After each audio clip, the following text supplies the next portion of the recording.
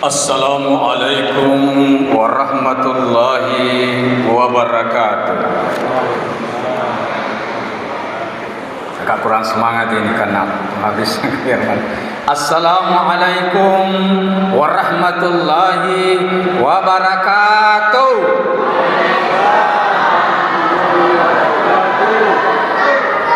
Kita harus tetap semangat walaupun Ramadan sebentar lagi meninggalkan kita.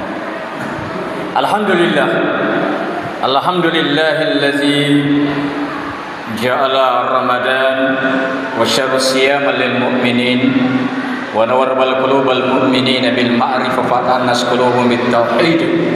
Asyhadu an la ilaha illallah wahdahu la syarika lah wa asyhadu anna Muhammadan abduhu wa rasuluh.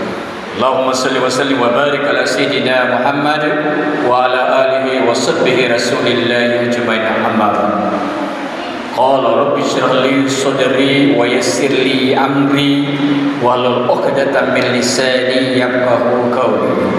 Subhanaka la ilma lana illa ma 'allamtana innaka antal alimul hakim. Sadaqallahu azim. Yang kami hormati para pengurus Masjid Baitul Ulum, yang kami muliakan Bapak Imam Masjid Baitul Ulum dan semua jemaah, yang besar tak dapat kami sebut gelar, yang kecil tak dapat sebut nama. Mudah-mudahan kita semuanya menjadi hamba Allah Subhanahu wa taala.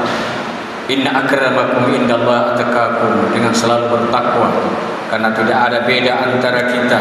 Yang membedakan kita sesungguhnya adalah takwa kita aja kepada Allah Subhanahu wa taala. Hadirin dimuliakan Allah Subhanahu wa taala, malam ini saya yang diamanatkan dari kepengurusan PMB Kecamatan Batu Ampar untuk mengisi jadwal pada malam yang mulia ini. Alhamdulillah, setelah tadi pada maghrib isbat daripada Majelis Ulama Kementerian Republik Indonesia telah menetapkan bahwa Hari Raya Idul Fitri jatuh pada tanggal 22 April 2003, yakni tepatnya hari Sabtu.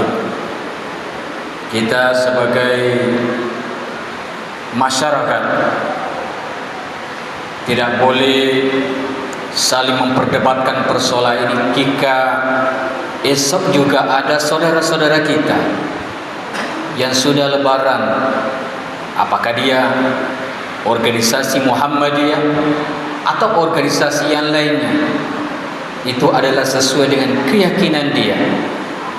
Bahkan tadi juga sudah ada yang lebaran dari tarekat Nasbandiyah yang ada di Banda Aceh, yang ada di Medan, juga sudah lebaran. Namun dia puasanya juga 30, karena dia kemarin awal puasanya 21 Maret. Maka dari itu, berbicara masalah persoalan ini, sekali lagi kami selaku muballigh, penyampai, mengingatkan para jamaah untuk sama-sama kita menghormati agama lain saja. Kita hormati, kita toleransi, apalagi antar kita. Karena perhitungan itu ada yang dilihat dari hisab, ada yang melalui ruqyah. Apa itu hisab? Hisab adalah perhitungan secara matematis dan astronomis untuk menentukan posisi bulan dalam menentukan dimulainya daripada awal bulan pada kalender Hijriah. Begitu juga penentuan masalah hari raya. Sementara ruqyah adalah aktivitas yang mengamati visibilitas hilal atau melihat bulan, penampakan bulan sabit yang tampak pertama kali setelah terjadinya ijtima. Itu hal jamaah dimuliakan Allah Subhanahu wa taala. Maka dari itu pada malam yang mulia ini, karena saya juga mengikuti apa yang disampaikan oleh pemerintah kita, ya ayyuhallazina amanu atiiullaha wa atiiur rasul wa ulil amri minkum. Ayo orang-orang yang beriman, kata Allah, taatlah kepada Allah, taat kepada Rasul dan ulil amri, pemerintah kalian, pemimpin kalian. Kita mengikuti daripada pemimpin kita. Sekali lagi jemaah dimuliakan Allah Subhanahu wa taala, jangan sekali diperdebatkan persoalan ini. Ahli level ulama warahmah, perbedaan ulama itu adalah rahmat. Yang perlu dipermasalahkan adalah orang-orang yang tidak berpuasa, tidak salat tarawih, tapi ikut lebaran. Itu yang bermasalah.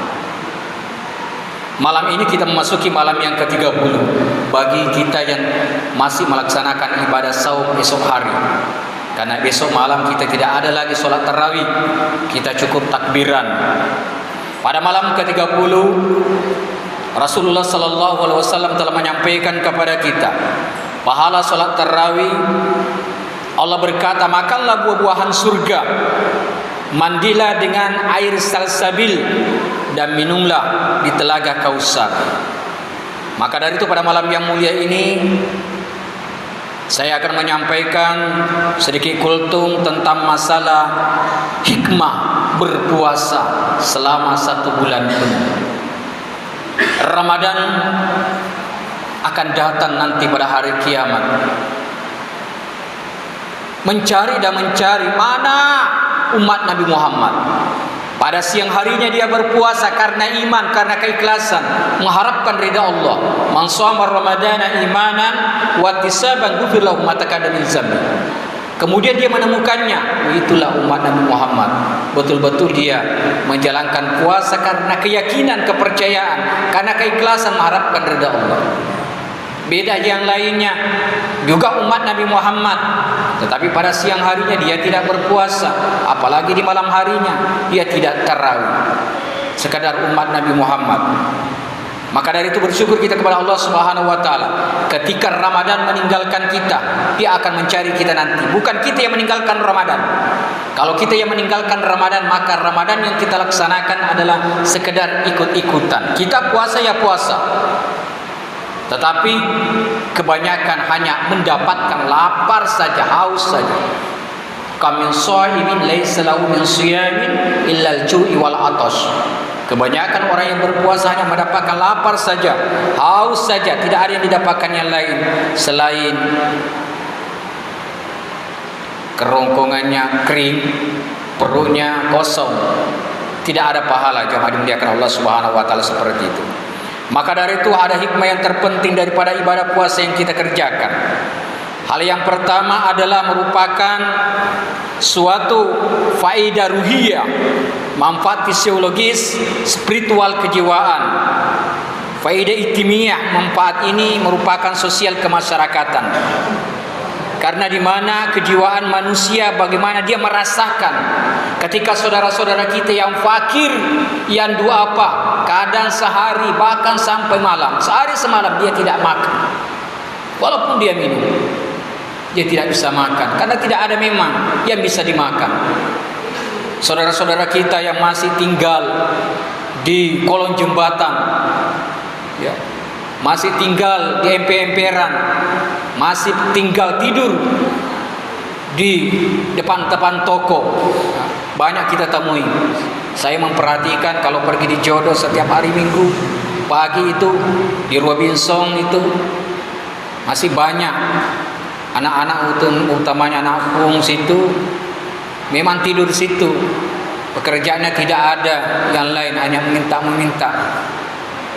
Itu juga perlu kita perhatikan. Kita tidak boleh benci dia, kita dekati dia. Untuk bagaimana dia ingat Allah, untuk bagaimana dia juga berusaha meninggalkan perkara-perkara kemalasan. Karena dia anak-anak muda, dia tubuhnya kuat. Kita tidak boleh bagaimana dia untuk bermalas-malasan. Hal yang kedua daripada hikmah puasa yang kita kerjakan adalah melatih sebenarnya daripada nafsu kita untuk masuk ke nafsu mutmainnah, nafsu yang tenang. Karena pada hakikatnya puasa itu kita sudah belenggu daripada setan. Setan terpenjara karena kita sendiri yang mempenjarakan, ya. Bukan Allah mempenjarakan daripada suatu penjara, kita yang harus menjarakan dia. Itulah sebabnya juga mengapa ada saudara-saudara kita tidak puasa, karena tidak terpenjarakan daripada nafsunya. Karena puasa itu yang telah dipenjarakan adalah nafsu amarah, nafsu yang jahat. Inna nafsul ammaratu bisu. Karena nafsu amarah itu ada selalu bagaimana bergejolaknya untuk kita jauh daripada Allah Subhanahu wa taala. Tidak ada cara lain untuk membentengi dia selain nafsu. Karena ketika Allah Subhanahu wa taala dalam riwayat dalam menciptakan makhluk ini, ya dan nafsu, ketika dia ditanya oleh Allah, pertanyaannya siapa Anda, siapa saya, jawabannya saya. Lalu dia dipenjara oleh Allah selama 500 tahun dengan api yang bergejolak. Tahan dia, karena memang nafsu kuat. Kemudian didinginkan lagi dia dengan air yang sangat dingin, lebih dingin daripada es, daripada salju. Kuat dia nafsu ini. Terakhir dia dipenjara, suruh dia berpuasa selama 500 tahun. Ternyata dia baru kapok, baru dia menyerah. Ya Allah, saya ini adalah abdi hambamu yang daib, yang lemah. Ampuni saya tidak bisa puasa selama 500 tahun. Saya hanya bisa berpuasa hanya 1 bulan. 1 bulan boleh jadi 29 hari, boleh jadi 30 hari. Itu juga rahasianya jamaah dimuliakan Allah Subhanahu wa taala. Kita tidak boleh memperdebatkan. Kalau saudara kita ada yang puasa, ada yang lebaran besok, puasanya hanya 29 hari. Ada kita ini yang melaksanakan masih puasa besok, puasa kita pas 30, juga tidak masalah. Semuanya yang penting bagaimana apa yang difirmankan Allah yang selalu didengung-dengungkan disampaikan oleh para penceramah kita. Ya ayyuhallazina amanu kutiba alaikumusiyam kama kutiba alal ladzina min qablikum la'allakum tattaqun. Panggilan hanya orang yang beriman untuk berpuasa. Kalau kita tidak merasa beriman, tak usah puasa. Bersyukurlah kalau kita masih beriman. Karena saudara-saudara kita sebelumnya umat yang terdahulu juga berpuasa. Tujuannya apa? La'allakum tattaqun. Mudah-mudahan kita mendapatkan piala takwa, mendapatkan kemenangan di hari raya Idul Fitri dan Ramadan tahun depan. Allah sehatkan, kita berjumpa kembali Ramadan yang baru dan lebih baik lagi daripada Ramadan tahun ini. Karena apabila Ramadan ini nantinya sama aja dengan Ramadan yang akan datang, maka kita sama dengan orang yang merugi. Dan celakanya kalau Ramadan yang akan datang lebih baik daripada Ramadan tahun ini. Dan beruntunglah kita. Mudah-mudahan Allah sehatkan panjang umur kita. Berdoa terus kepada Allah Subhanahu wa taala. Mudah-mudahan kita termasuk orang beruntung, kita berjumpa kembali Ramadan tahun yang akan datang. Saya selaku mubalik Persatuan Mubalik Kota Batam di Kecamatan Batu Ampat mewakili rekan-rekan kami mengucapkan minal aizin wal faizin. Mohon maaf lahir dan batin ketika ada saudara-saudara kami telah menyampaikan mungkin ada salah dan hilang atau ada yang menyinggung. Semuanya adalah sebenarnya nasihat buat dirinya. Sekali lagi mohon dimaafkan, wabil khusus kepada saya pribadi, billahi bismillah, mohon dimaafkan, dan kepada Allah saya mohon ampun. Wabillahi taufiq wal hidayah wa ridha wal inayah. Assalamualaikum warahmatullahi taala wabarakatuh.